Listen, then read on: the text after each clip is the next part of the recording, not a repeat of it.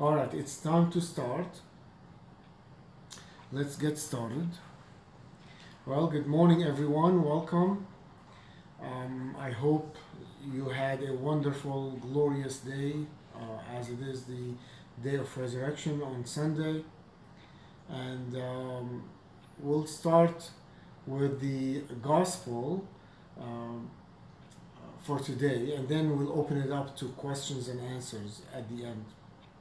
So the gospel reading was from Matthew, um, chapter 17, verses 14 to 23. Let me read it to you. It's not very long, and I'll stop in certain places and comment. At that time, a man came up to Jesus and, kneeling before him, said, "Lord, have mercy on my son, for he is an epileptic and he suffers terribly. For often he falls into the fire and often into the water. I brought him to thy disciples, and they could not heal him." And Jesus answered, listen to this insult. Jesus answered, "O faithless and perverse generation." Is that an insult or what? "O faithless and perverse generation. How long am I to be with you? How long am I to bear with you? Bring him here to me." And Jesus rebuked him, and the demon came out of him. And the boy was cured instantly.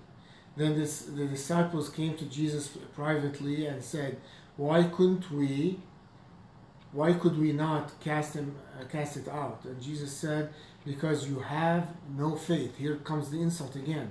"Because you have no faith.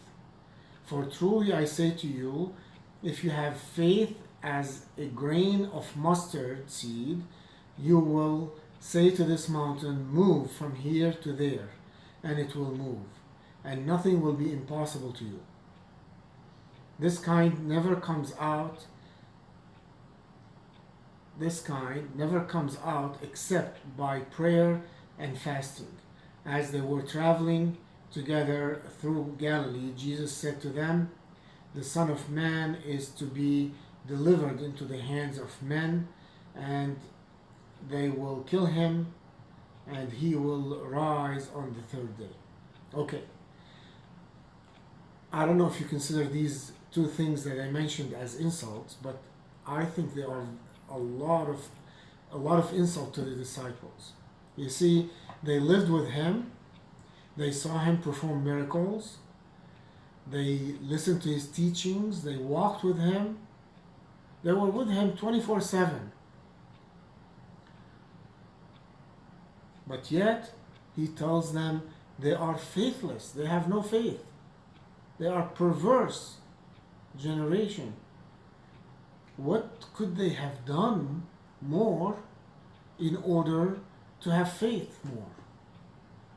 I mean, they left everything and they're with him. What else can they do? If they left everything, they left their lives, some of them had wives, they left their homes, they left everything. But they still had no faith, according to Jesus. Jesus said, if you have faith as much as the mustard seed, then you can move a mountain from one place to another. So what kind of faith is he requiring? Is it possible to have that kind of faith? Well, let's see in the Old Testament what God says about faith. If we look at the book of Genesis, chapter 12, verses 1 through 8. This is when God called Abraham, whose name was Abram at that time, before God changed it to Abraham, and what Abraham did. Now the Lord said, this is verse 1, chapter 12. Now the Lord said to Abram, "Go forth from your country and from your relatives and from your father's house to the land which I will show you. Verse 2 says, and I will make you a great nation. I will bless you, and I make your name great, and so you shall be a blessing. And I will bless those who bless you, and the one who curses you I will curse. And in you all the families of the earth will be blessed. This sounds like a commercial on TV. Or somebody calls you on the phone and says, look, you may have won $10,000. All you have to do is this. And not only $10,000, you may have won this.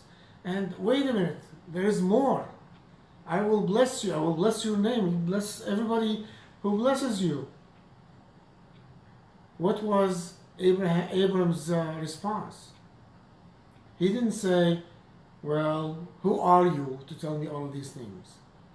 He didn't say, forget it. I'm not leaving my father's house. I'm not leaving my properties. Forget it. But Abram's response was exactly the opposite of what I just said. So verse 4, it says, so Abram went forth as the Lord had spoken to him, and Lot went with him. Now Abram was 75 years old. He was not 25. 75, he was ready to probably retire. And God tells him, pick up everything and leave your land. So now Abram was 75 years old when he departed from Haran. Abram took Sarai. Sarai is Sarah's name before God changed it to Sarai. So Abram took Sarai, his wife, and Lot, his nephew, and all their possessions which they had accumulated, and the persons which they had acquired in Haran. And they set out for the land of Canaan. Thus they came to the land of Canaan. Okay, so pick up everything, leave your father's house, leave your land, and go to a land that is far away.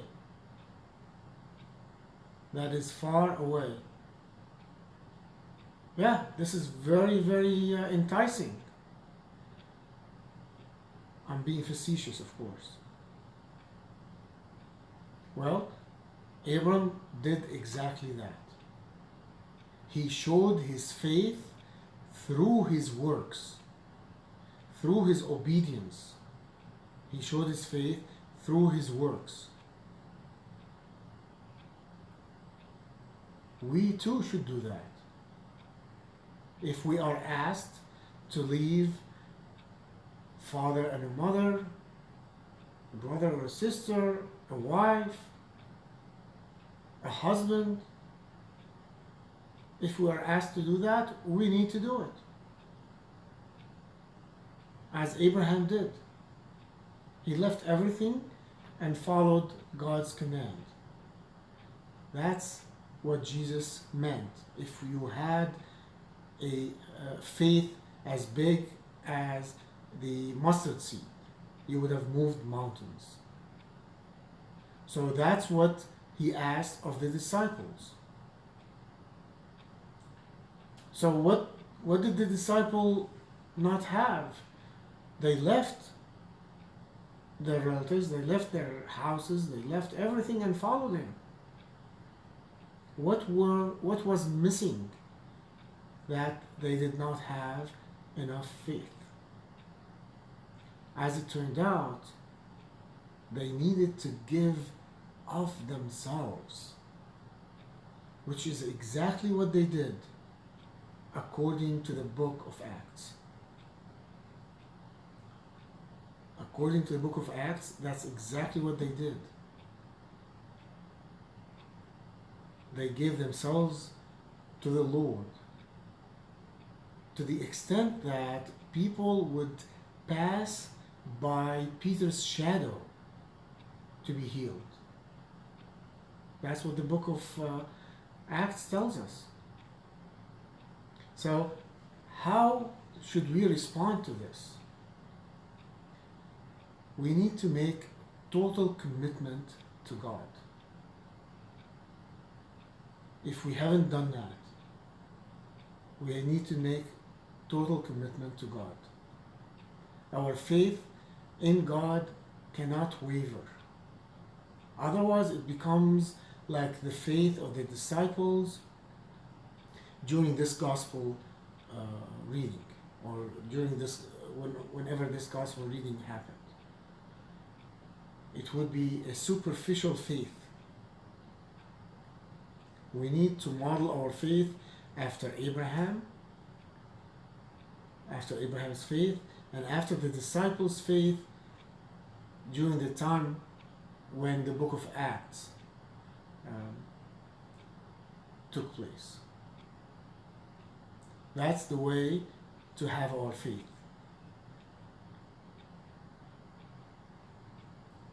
Yes, exactly. Our faith cannot waver. We can't say, all right, I'll delay doing this until later. If we're asked to do something, we can't just delay it. Show me your faith through your works. See, we can measure our commitment to God by how long it takes us between the time we are asked to do something and the time we do it. If that time is long, then our commitment to God is not real. So basically, our commitment to God is when we are asked to do something, and the time we do it should be very short. That shows our commitment. That shows our faith through our works. As Abraham did. Abraham did not even complain. At the age of 75, God told him, move from Haran to Canaan. And that distance back then is a very long distance. Haran is all the way in eastern Iraq, modern day Iraq. And Canaan is all the way west by the Mediterranean. And back then they couldn't use an airplane or a car or a truck. They had to use beasts. They had to use donkeys. So that journey is a very tiring and exhausting journey. Abram did not say, well, Lord, let's negotiate here. How are we going to do this? How long do you want before I do it? But wait a minute, I'm 75. I'm not 25. I might die on the way. Abram did not say a word. All he did is picked up his belongings and moved. He is showing his faith through his works, which is amazing. Which is amazing. And again, the disciples did the same thing after the resurrection. And even after Pentecost. Pentecost is the birthday of the church, when the Holy Spirit descended on their heads in the form of tongues of fire. They were able to do the same thing. They were able to do miracles, heal people, raise people from the dead. That's the kind of faith that God asks us to have. Okay, if you have any questions, please start typing them up as I make some reminders. If you haven't done so, please enter your first name, last name, your parish, and your priest name into the profile, into your profile of band, so we know who you are. Also, the fall retreat will be on in October 2nd through October 4th. We are working on finalizing the speakers. We're finalizing the schedule right now, and hopefully by the end of August, we will start publicizing it, including a registration form. It will be wonderful. It will be like the VLC. It will be on Zoom. Okay, if you have any questions, please type them up, and I will try to answer them. To sum it back up, the faith that God is asking us to have is an unwavering faith. And the way to measure our faith and our commitment to God is by the time elapsed between when we are asked to do something and the time we do it. That's how we measure our commitment. If we say we have faith and we don't carry it out in actions, then it's really an intellectual faith. It's useless faith. It is not the faith that God wants us to have, which is probably what the disciples had when they brought them that epileptic to heal him. They said they had faith, but they could not carry it out. Unwavering faith is what is required of us. Okay, Jeremy has a question. Is faith a work, attitude of people, or a gift of God to people? Well, it's both. We can't sit down and say, okay, God, give me faith. I'll wait for you to give me faith. It doesn't work that way. We have to work on our faith. We have to make a decision. Is God real? Okay, yes, God is real. Has He worked in my life? Yes, He has worked in my life. Then I'm gonna have faith in Him. And when we do that, God will grant us faith as well. So all of these virtues are two halves. They're not equal halves, but maybe unequal halves, if there is such a thing. We have to work at it in order for God to grant us the rest of the faith, or the rest of love, the rest of this, that, and the other. All of the virtues and the fruit of the Spirit. But we have to work at it. We're not going to sit down and wait for God to grant us faith, grant us love, grant us, because that's not how He wants it to be. We have to work at it.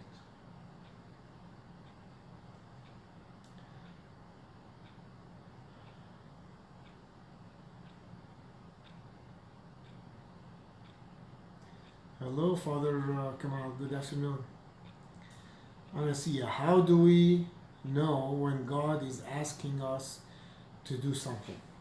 Well, this takes us full circle back to what I've said before. We need to have a spiritual father and consult our spiritual father constantly. When we are in the midst of an issue or a problem, we are not objective.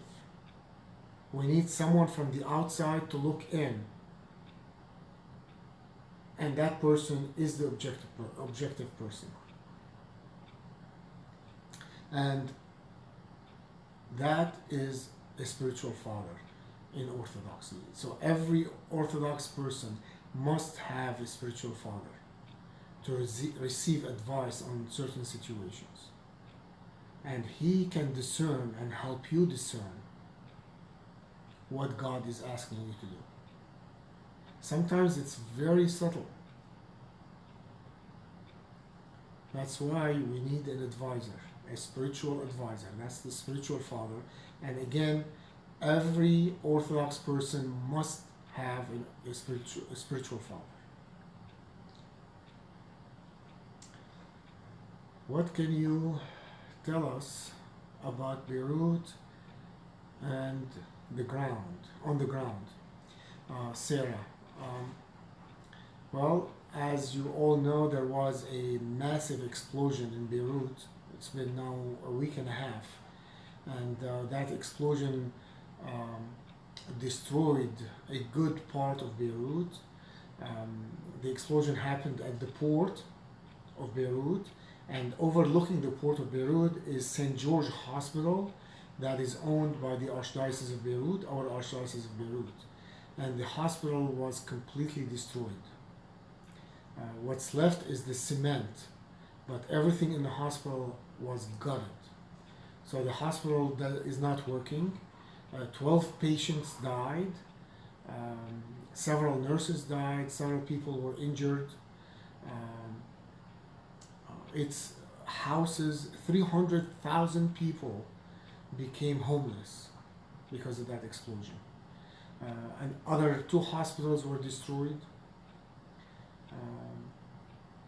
So I have relatives in the area, in Beirut, in Ashrafiyeh, where that's a section of Beirut. I have relatives there. They're fine, thank God. I have relatives in a little bit north of there and a little bit east of there, and they're all fine, thank God. A cousin of mine is a rheumatologist. She works at the St. George Hospital. She left at 5:30 in the afternoon. She went home. She arrived home at 5:45. By 6 p.m., the explosion happened. So thank God she escaped the explosion. She sent me some pictures about regarding her office in the hospital. It's gone. It's gone. So far, I think close to 200 people have died, and they're gonna need billions and billions of dollars to rebuild. Like I said, 300,000 people without homes.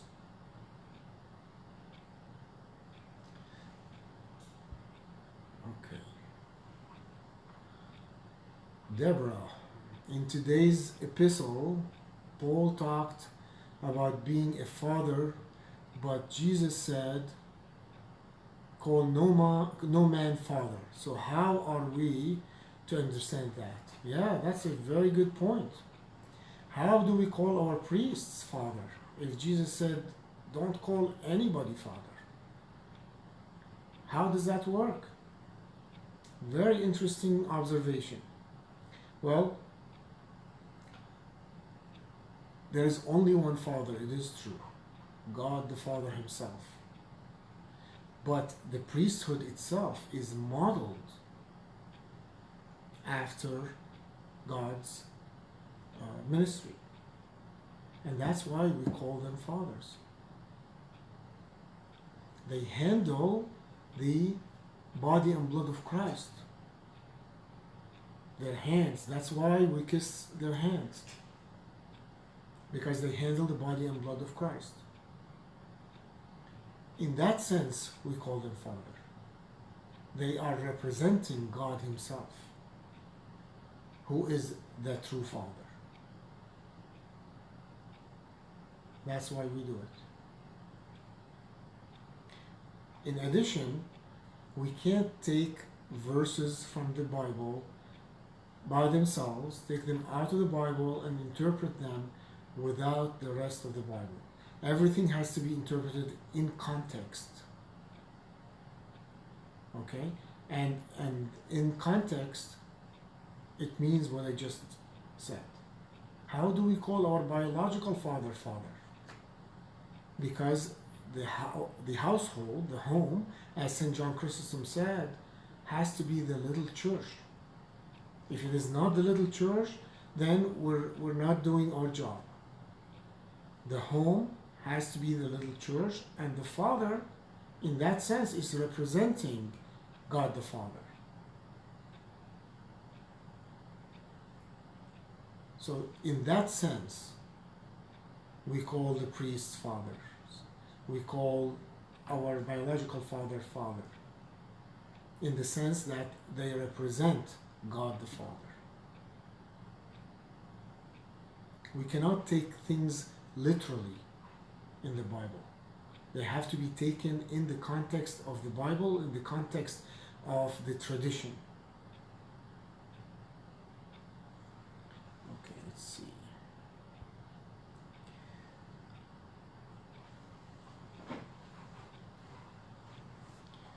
Did I miss?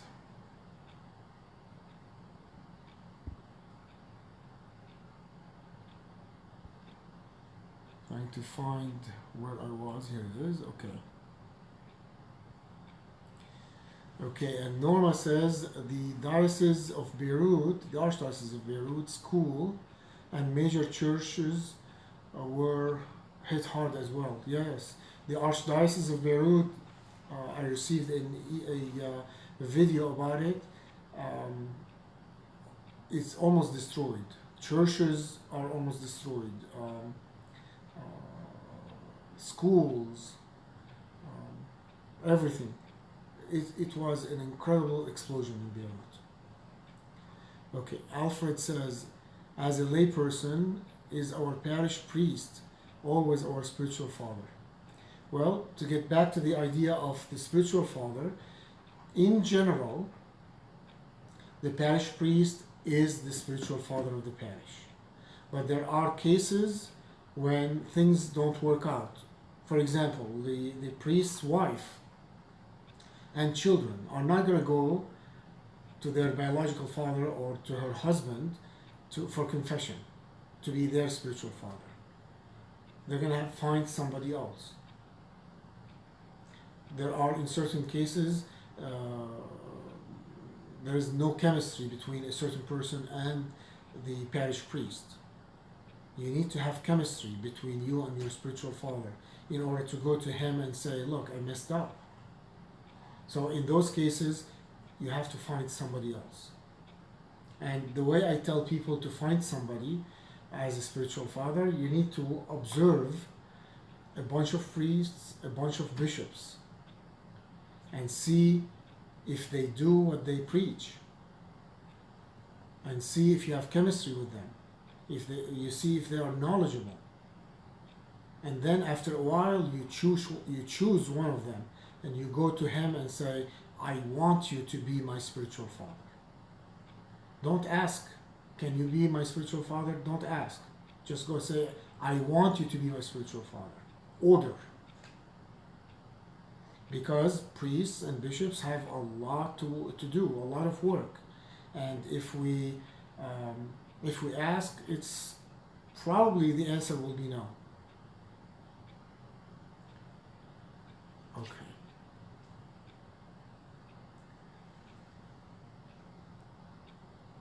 Let's see. Jeremy. At what age or level of maturity do children start using a spiritual father?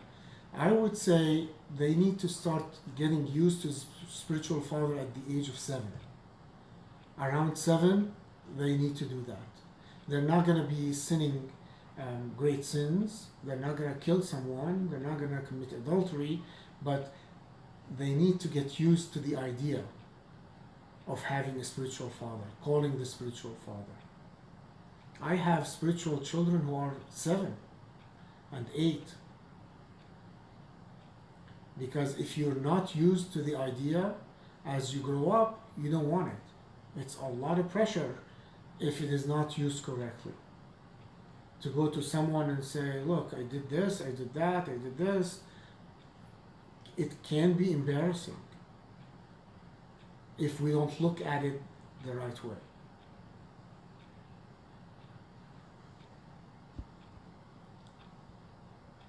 Okay, let's see.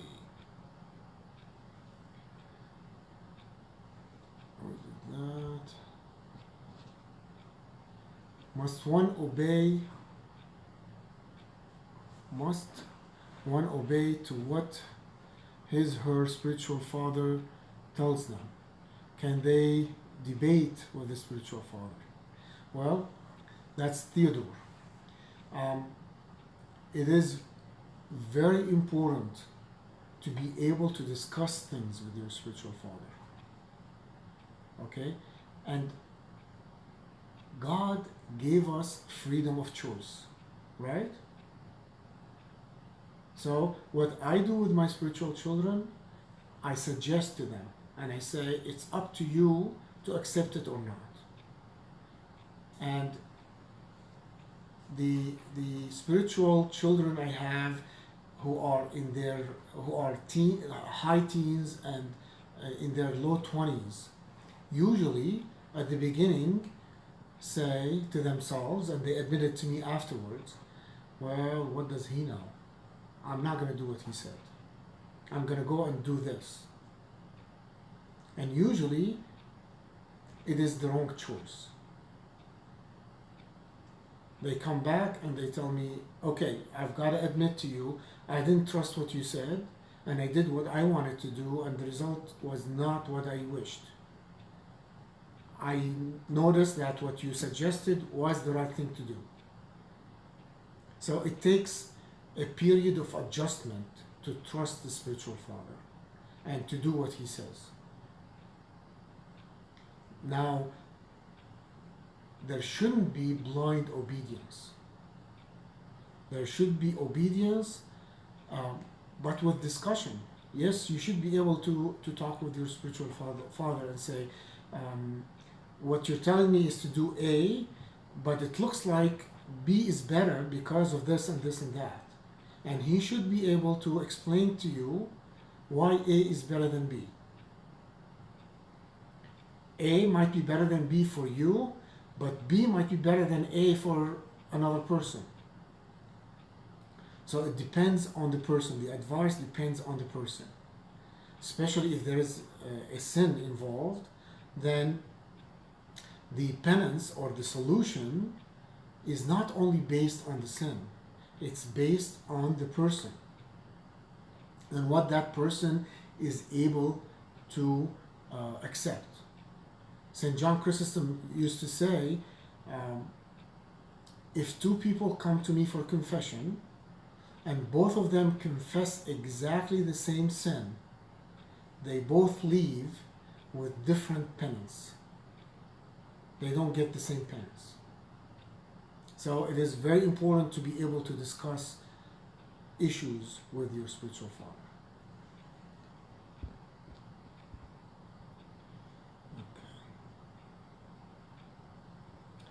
Let's see, next question.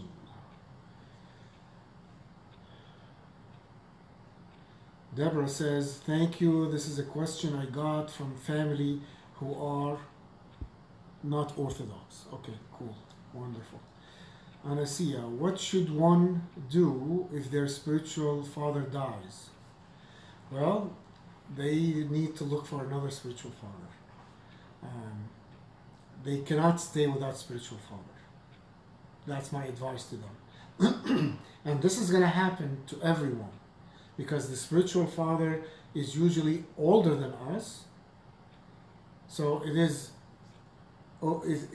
going to happen that he's going to die ahead of us. So if that happens, we need to look for another spiritual father. But once you find a spiritual father with whom you have chemistry and you find that his advice is good and is right for you, you stick with him until he dies. Okay, Michael.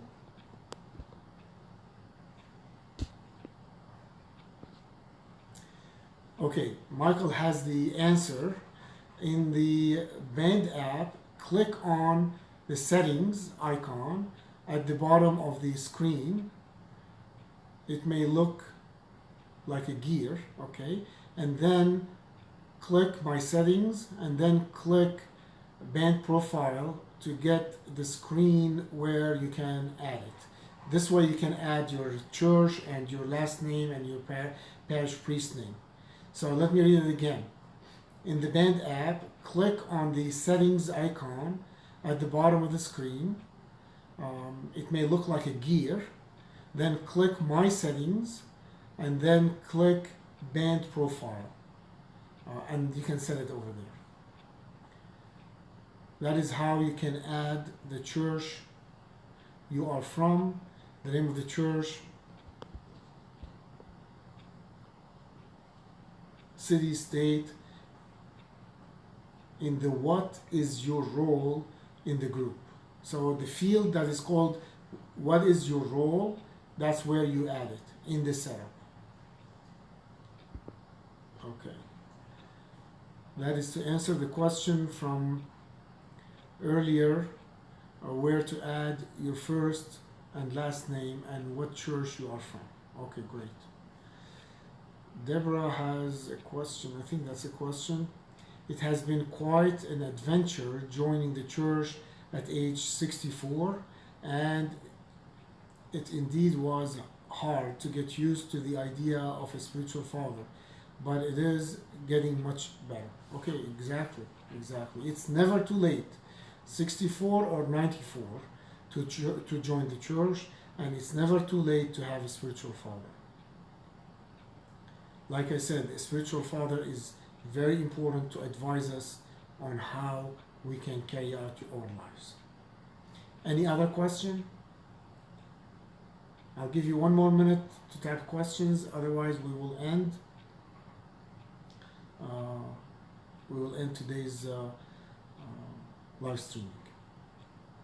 Okay, one more minute. Thank you, Michael. God bless you. Thank you, everyone. It doesn't look like there are more questions. Thank you, and God bless you. We'll see you next Sunday, God willing. Take care. Bye-bye.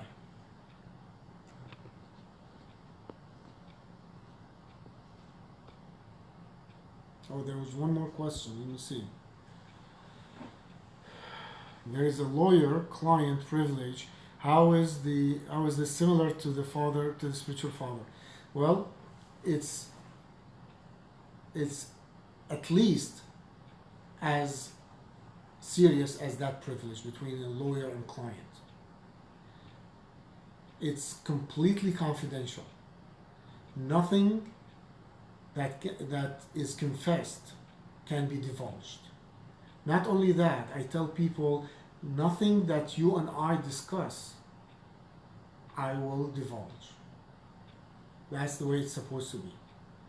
Everything is completely confidential and cannot be divulged.